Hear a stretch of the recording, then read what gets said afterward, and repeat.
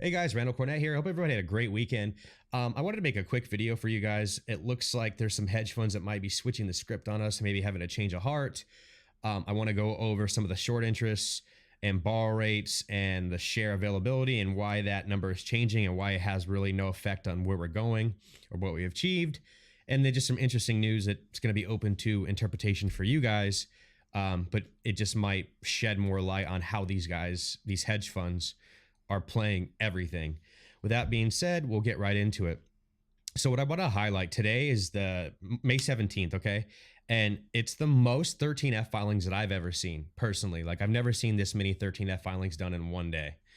And we're going to go over that. And what I want to do is make a connection between these people that are purchasing new positions, calls, and increasing their positions, how that relates to a list that I put together yesterday that are the major hedge funds and institutions that are shorting AMC. So these people were shorting AMC, and now all of a sudden, according to these 13F filings today, it looks like they're actually creating new long positions, right? Buying call options, buying actual more shares. So we're going to go over that right now. So you could see, as I mentioned earlier, this is the filing date over here to the left. It goes all the way down to right here. Okay, so there's a lot of, new filings today, the most I've ever seen in one day. But what I wanted to highlight, first of all, we'll go over some of the actual volume that these guys are putting in. Okay, and then I want to talk a little bit about some hedging that's going on as well, or how these guys are hedging their risk. So number one, you can see green indicates new positions. So these guys are brand, like they've never been in AMC before. When you see that, that means that they're new to AMC. So these are pretty big positions right here. 179,000, that's, $1.8 million, 45,000 shares. That's, 465,000. So without looking at some of the smaller ones, I want to show you guys some of these larger ones that came into play. 683 Capital Management. They bought 2.8 million call options. Okay. That's pretty crazy. That's $280 million worth of call options. But what I wanted to highlight is what I said about these guys hedging. You can also see they filed a 13F where they put a put option for 1 million. So they're obviously heavier on the call side. They're betting that their calls are going to, they put more money behind their call option. So I'm sure that they're hoping that, our squeeze happens, but I want to show you guys that these are how these dudes play. They've also placed 1 million put options in AMC as well. And it looks like they're trying to cover their ass. Walleye Trading, just remember that name because we're going to be circling back to that in just in a minute here. Bought positions. Okay. These are actually puts here, but I believe when we go up to the list, they also bought calls. Nuveen Asset Management right here, 259,000 shares. Now they're at 1.7 million. So that's a huge increase, 572% increase on their position, right? And then, the list goes on and on. Arbiter, 348,000 new shares, didn't hold anything beforehand. Greenvale Capital, looks like a new shorter came in, put 3 million in puts down. State Street Corp, this is a big one, 5 million shares added to their position, 406% increase. That's $660 million that these guys are, have invested in AMC. So without going through the whole dang list, this is a big one too. I guess I wanted to finalize with this one. Charles Schwab jumped in today, and they increased their position by 102%. Looks like they added about another, 1.7 million shares. They're sitting at $360 million in their value as well. Okay, so how do I circle all this back? So what I want you to pay attention to is like this name, CSS. Theirs is a put here, but they've also made calls. But Susquehanna, right? They have 3.2 million shares. They went into, now they have 4 million shares. This is just in shares, right? Not options, just shares. So they increased their share position by 24% today. Okay, but if we go back down, you can see they also filed 2 other 13Fs as well. One, which is a rather large put, 3.6 million is what their original position was for these puts. Now they have 10 million. So they went heavy on the put side. But at the same time, again, hedging, they put down a call option too. They put down calls as well. So their original calls, they had 1.3 million calls. but now they actually have more calls than they do puts. They have 683% increase on their position, right? On their call options, but it actually outweighs how much they have in puts. So now they have 10.9 million in call options, right? That outweighs what they've got in puts, or shorts rather. And then they also have 4 million just shares, like period, not calls, but another share. So they, to me, is quite a big change of heart. Moving over to my other list, this is a list I put together yesterday.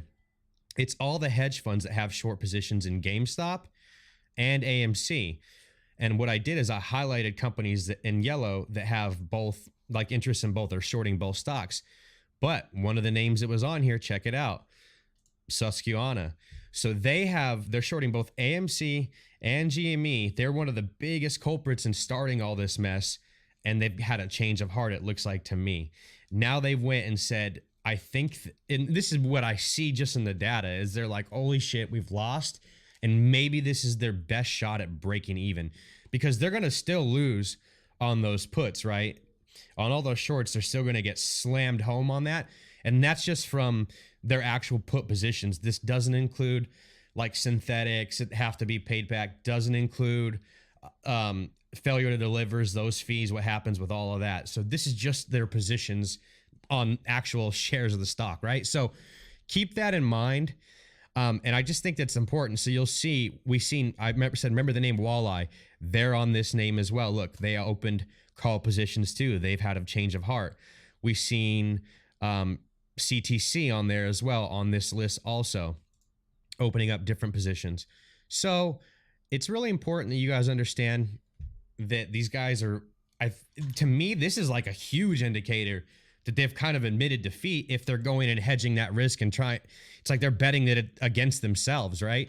But I think that they understanding the losses they're going to have are so large. This is maybe the best way that they can, avoid going bankrupt, right?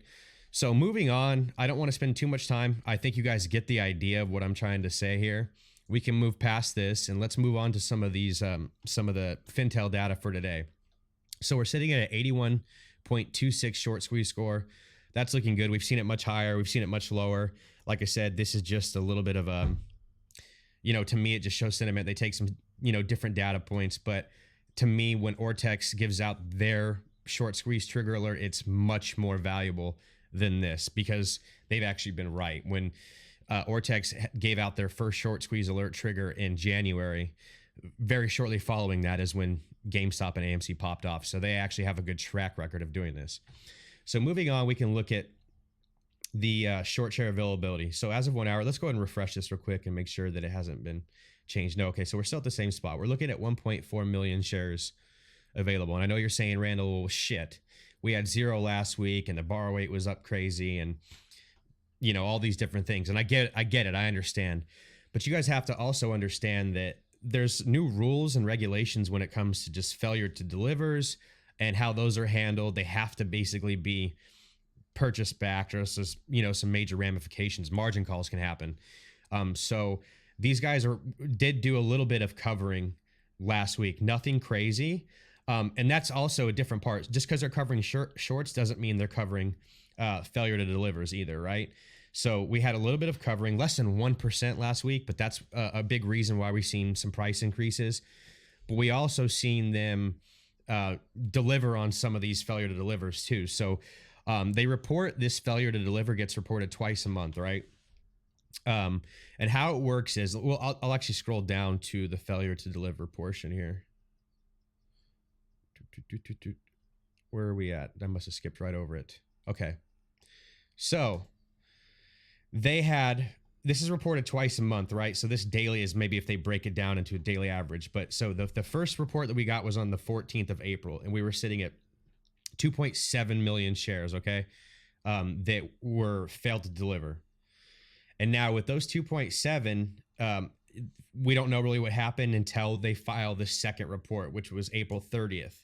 Well, that report just got released today, and it looks like they had covered 2.2 million shares because now they're sitting at, now they're sitting at 198,000, but as as this morning, I understood that it was 200,000, but it looks like it's the real number is 198. So there's 198,000 that they still have yet to be covered or like delivered, but they did deliver on 2.2 million, right? So how does this all connect? Well, number one, when they're basically having to make good on those failure to delivers, they have to purchase the shares. Okay, so it's not like covering a short. Like they actually have to purchase shares just to deliver on that. So they're not covering shares. So they spend a huge chunk of money just to cover their ass, and it stops them from shorting other positions, right? So they had to buy 2.5 million worth of shares here to cover just failure to delivers and not short. So all the short positions they took during this time are still not covered. So I hope you guys understand that.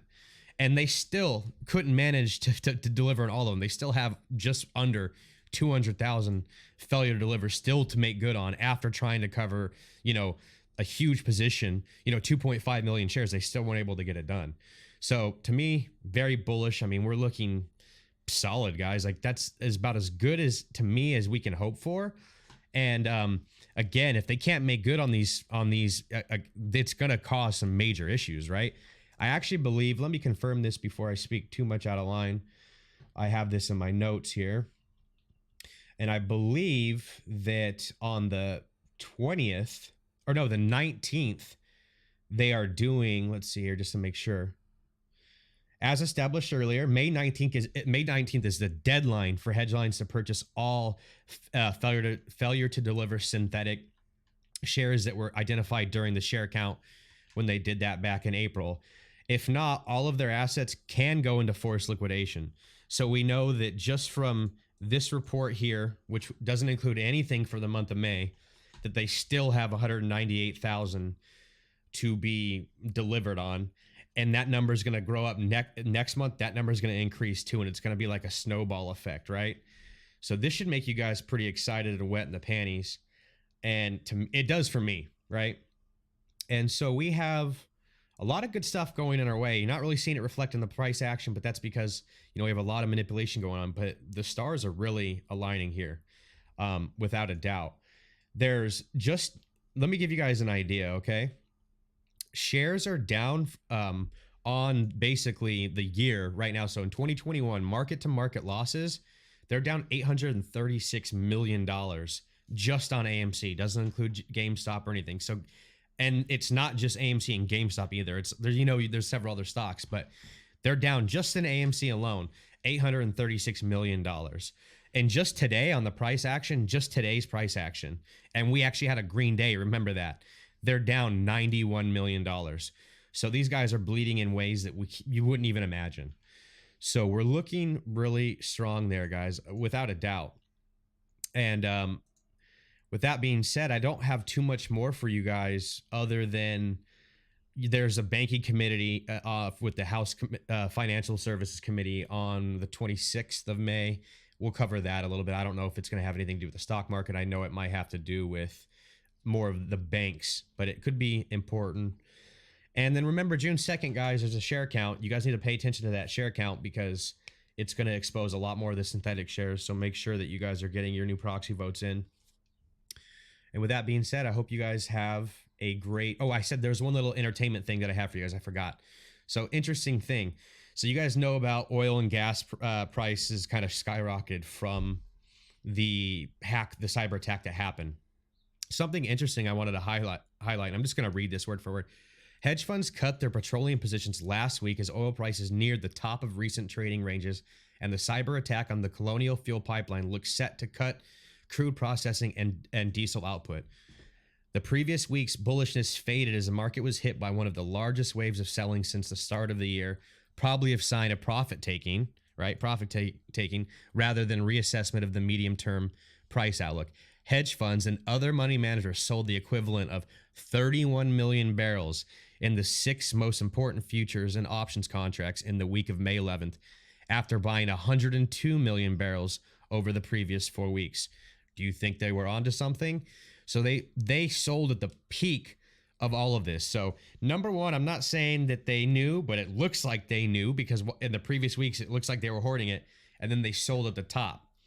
Could this money be used? Maybe could this been a play to maybe get some cash on hand to take care of us and our attendees? I don't know. Just something to think about. Anyways, I hope you guys enjoy the rest of your day. I might do a live stream tonight. All the love you guys have been showing. I say this at the end of every video, but I think it's important for you guys to know how much I appreciate it. Thank you for the love, the support, the subscribers. It's going nuts. I'm about to break 1,000. Who would have thought? To be honest with you, when I started, I didn't think anybody would even listen to me. So appreciate the love, guys. And with that, we'll end it. I'll see you guys on the flip side. Love you long time. Peace.